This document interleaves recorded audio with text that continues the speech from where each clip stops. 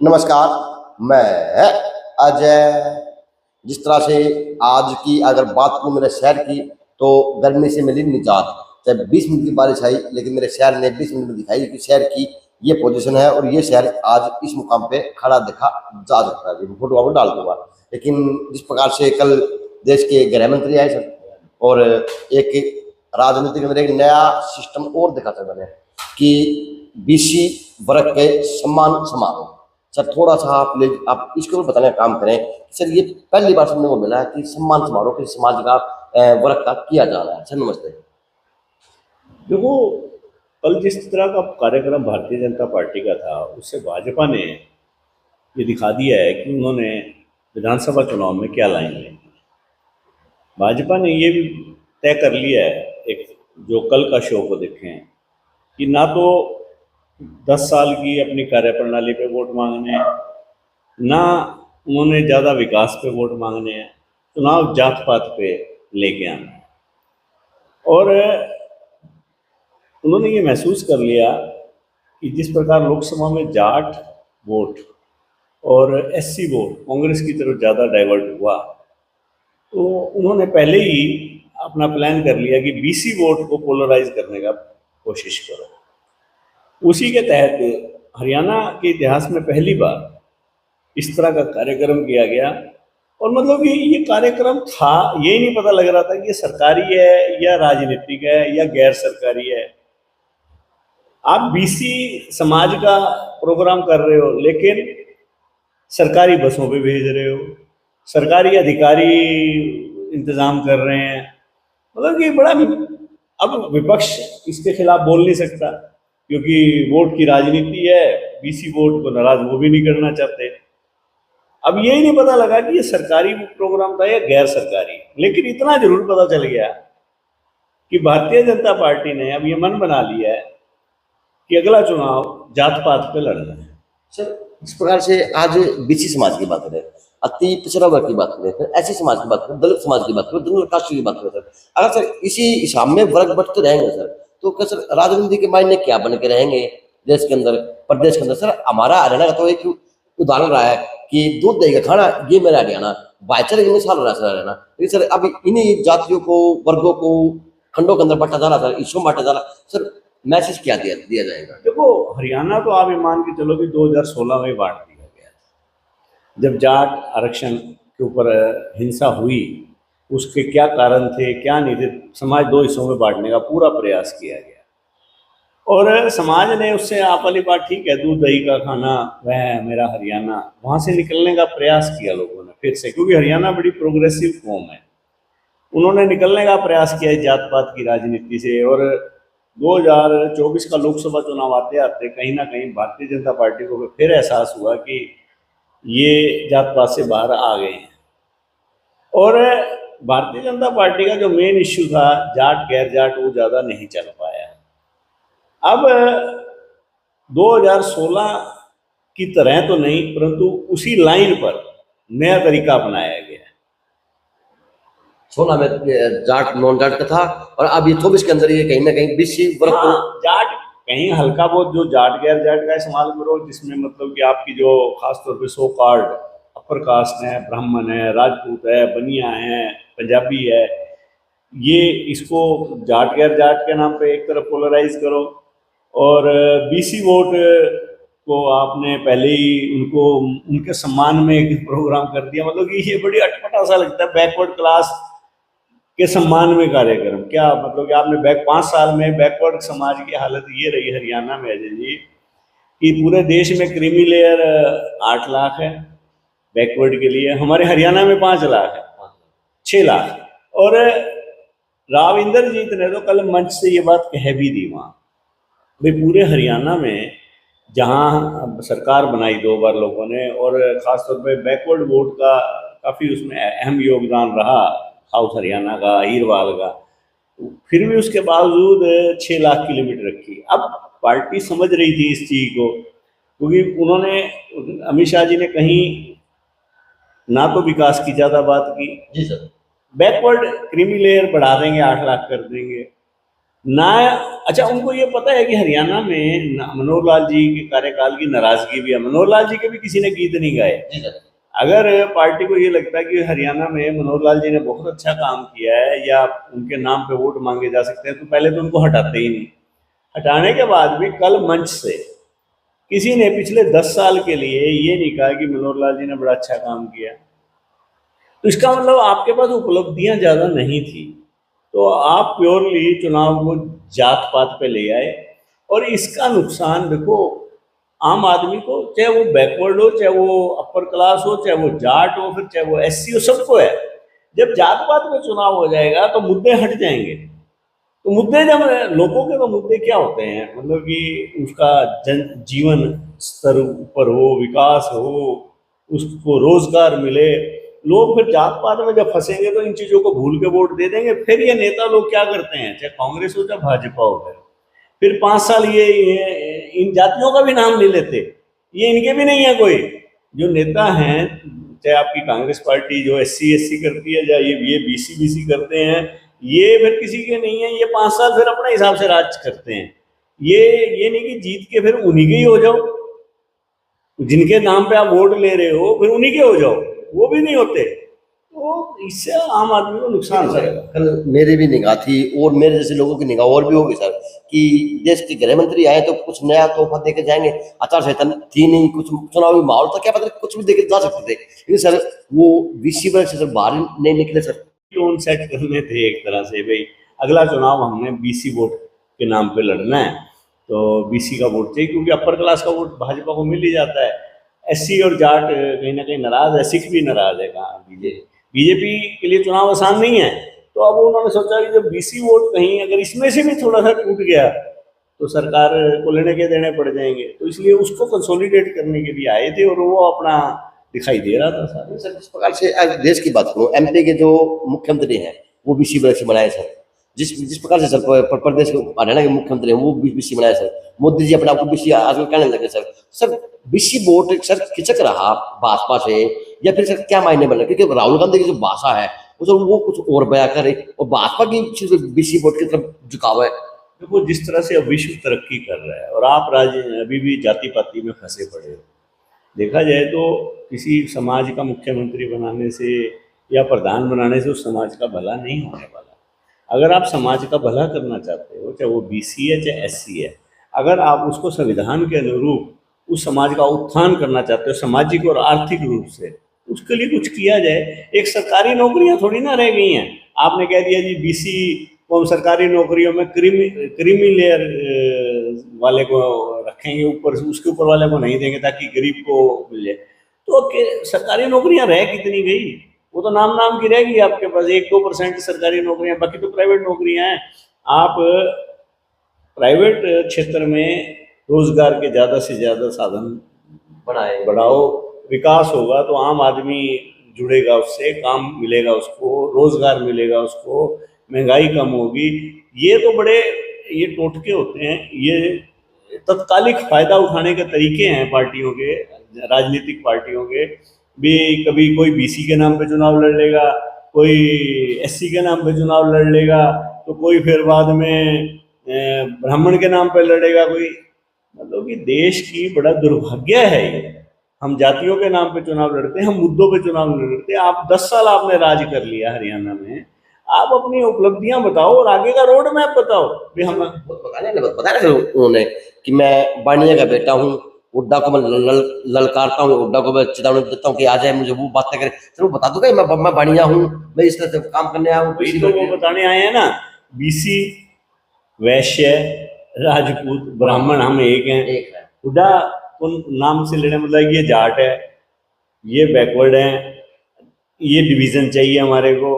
तो इस तरह की राजनीति, देखो कुछ भी को आप सत्ता हासिल कर लोगे, सब कुछ हासिल कर लोगे, परंतु देश के हित में इस तरह की राजनीति नहीं है। इस तरह अगर कांग्रेस भी ऐसा करती है और भाजपा भी ऐसा करती है, दोनों मेन पार्टियां हैं, तो देश को से नुकसान।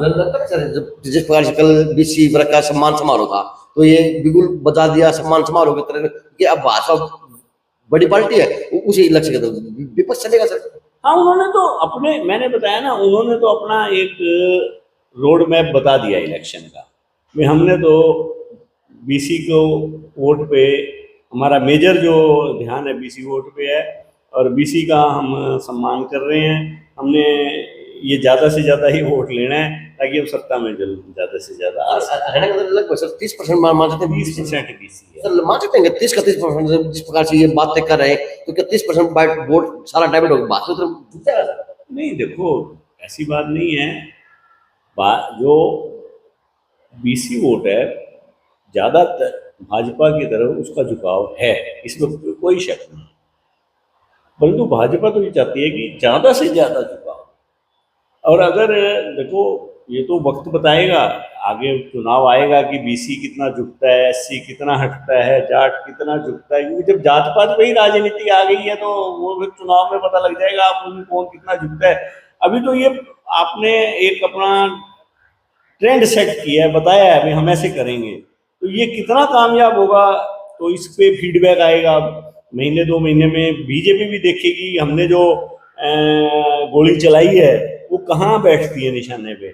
अगर उनको लगा कि ये सही बैठ रही है तो इस लाइन को आगे बढ़ा देंगे, अगर लगा भी इससे कोई फायदा नहीं है तो फिर लगता है कि फिर किसी और समाज का भी सम्मान समारोह करना पड़ेगा। इस प्रकार से अमित शाह ने एक बहुत बड़ी बात कही सर कि बीसी वर्ग का जितना भी आरक्षण है अब वो कांग्रेस पार्टी मुसलमानों को देना चाहती है सर, सत्ता में आई तो ये सर ये तो देखो जुमला है।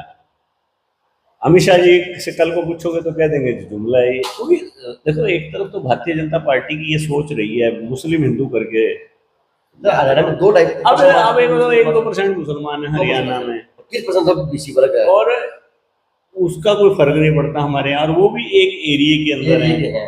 आप देश में धर्म की राजनीति करना चाह रहे हो, इसका मतलब ये दिखाना चाह रहे हो।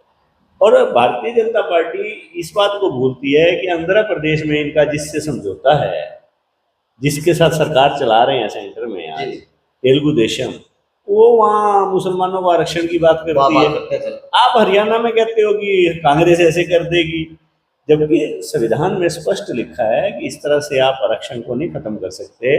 इवन हरियाणा में भारतीय जनता पार्टी ने कोशिश करी थी इनको देने की, आपके इकोनॉमिकल वीकर सेक्शन को, उसको ही खत्म कर दिया कोर्ट ने। अनुच्छेद 343 के तहत आप इसको बढ़ा ही नहीं सकते आरक्षण को। कल एक बात और देखें सर, जिस प्रकार से गृह मंत्री जी ने एक बात बताई कि आपके हुड्डा साहब ने ये कर दिया सर, 10 साल में इन्होंने क्या किया सर, वो बातें नहीं बता पाई। हुड्डा साहब के ऊपर गीत गाने 10 साल पहले भारतीय जनता पार्टी की बहुत ज्यादा उपलब्धियां नहीं है हरियाणा में। आप अगर होती तो आप उनको बताते।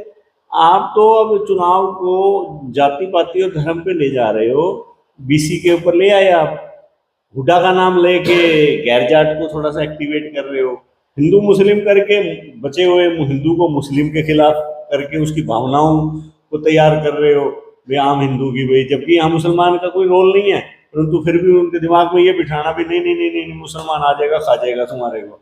तो ये कुछ नहीं है, तो ये चिंगारी लगाने आए मतलब कि ये एक राजनीतिक रैली थी और भारतीय जनता पार्टी ने ये आगे प्रोग्राम बना लिया कि इस इलेक्शन के अंदर जात पात पे ज्यादा इलेक्शन रहेगा। सर मान सकते हैं सर, एक बात अहम हो और उठे सर, क्योंकि कल से बात होती है सर, कह सकते हैं कि जो बीसी वर्ग वोट है जिस प्रकार से नायब सिंह जी बीसी से बड़ा चारा है और प्रदेश के अंदर देखे जा रहे हैं सर, वो अमित शाह ने क्या भी दिया कि तीसरी टर्म में भी हमारा बीसी वर्ग का ही मुख्यमंत्री रहेगा सर। तो बीसी वोट है तो लगता है कि कांग्रेस की तरफ ज्यादा डाइवर्ट होना चाहिए। राहुल गांधी ने कांग्रेस पिछले लोकसभा चुनाव में बार बार संविधान की बात उठाई थी, उससे उनका मेन पर्पस था एससी वोट को अपनी तरफ लुभाना, और वो उसमें कामयाब हो गए। तो अब हरियाणा का जो सिस्टम ऐसा है कि जाट और सिख मिला के काफ़ी वोट हो जाता है और उस पर एससी वोट मिला देते हो तो वो 30-35% बन जाता है।